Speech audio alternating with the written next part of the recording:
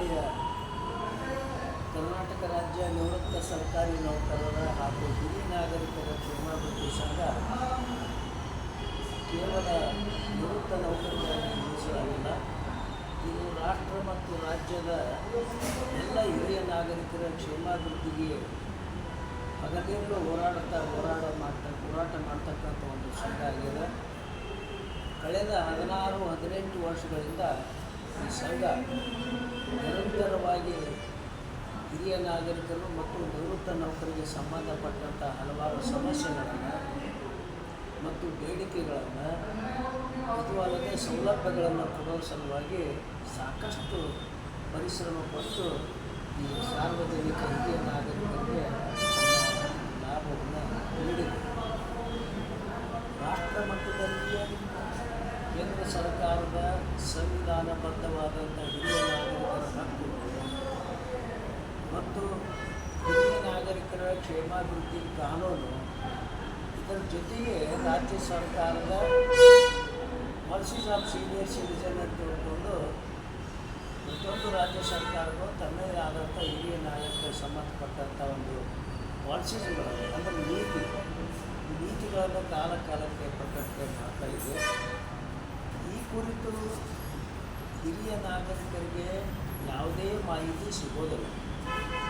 ಸಿಕ್ಕರೂ ಕೂಡ ಕೇವಲ ಒಂದು 10% ಹಿರಿಯ ನಾಗರಿಕರಿಗೆ ಮಾತ್ರ ಇದರ ಕುರಿತು ಮಾಹಿತಿ ಸಿಗ್ತಾ ಇದೆ.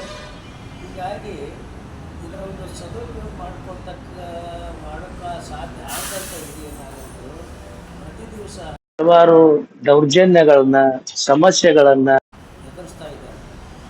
ಈ ಎಲ್ಲ ಕಾರಣಗಳಿಂದ ನಮ್ಮ ಸಂಘ ಈ ರಾಷ್ಟ್ರ ಮಟ್ಟದಲ್ಲಿ ಕೂಡ ಒಂದು ಸಂಘಟನೆಯನ್ನು ಮಾಡಿ ಹೋರಾಟಕ್ಕೆ ಇಳಿದಿದೆ. ಹಿರಿಯ ನಾಗರಿಕರಿಗೆ ಕಾನೂನುಬದ್ಧವಾಗಿ ಸಿಗಬೇಕಾದಂಥ ಸೌಲಭ್ಯಗಳು ಕೇಂದ್ರ ಸರ್ಕಾರನೂ ಕೊಡ್ತಾ ಇಲ್ಲ, ರಾಜ್ಯ ಸರ್ಕಾರನೂ ಕೊಡ್ತಾ ಇಲ್ಲ. ಹೀಗಾಗಿ ಇವುಗಳ ವಿರುದ್ಧ ಹೋರಾಟ ಮಾಡೋದು ನಮ್ಮ ಸಂಘದ ಪ್ರಮುಖವಾದಂಥ ಗುರಿ. ಎಲ್ಲ ಒಂದು ಸೌಲಭ್ಯಗಳನ್ನು ನಾವು ನಮ್ಮ ಚುನಾಯಿತ ಪ್ರತಿನಿಧಿಗಳಿಗೆ ಮೊದಲ ತಿಳಿಸ್ಕೊಡ್ಬೇಕಾಗಿದೆ. ಹಿರಿಯ ನಾಗರಿಕರ ಹಕ್ಕುಗಳು ಸಂವಿಧಾನದೊಳಗೆ ಏನಿದೆ, ಕಾನೂನದೊಳಗೆ ಏನಿದೆ, ಇದು ಚುನಾಯಿತ ಪ್ರತಿನಿಧಿಗಳು ಕೂಡ ಈ ಕಡೆಗೆ ಗಮನವನ್ನು ಕೊಟ್ಟಿಲ್ಲ. ಹೀಗಾಗಿ ಇದಕ್ಕೊಂದು ಜಾಗೃತಿ ಮಾಡ್ತಕ್ಕಂಥ ಕಾರ್ಯಕ್ರಮವನ್ನು ನಾವು ಸಂಘ ಕೈಗೊಂಡಿದೆ.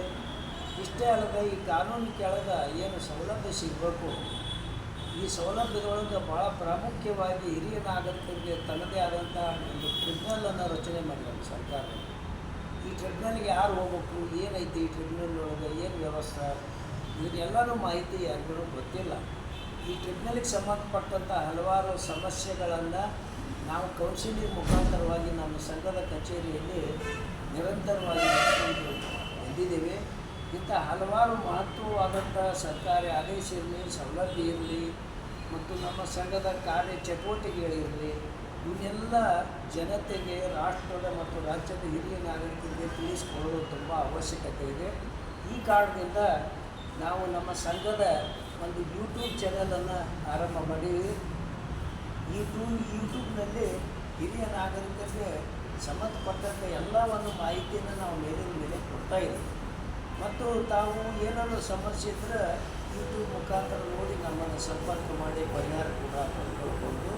ಈ ದೃಷ್ಟಿಯಿಂದ ನಮ್ಮ ಎಲ್ಲ ಜನತೆ, ಹಿರಿಯ ನಾಗರಿಕರು, ಮಹಿಳೆಯರು ಮತ್ತು ಪುರುಷರು ಯೂಟ್ಯೂಬಿನ ಒಂದು ಸದುಪಯೋಗವನ್ನು ಪಡ್ಕೊಳ್ಬೇಕಂತ ನಮ್ಮ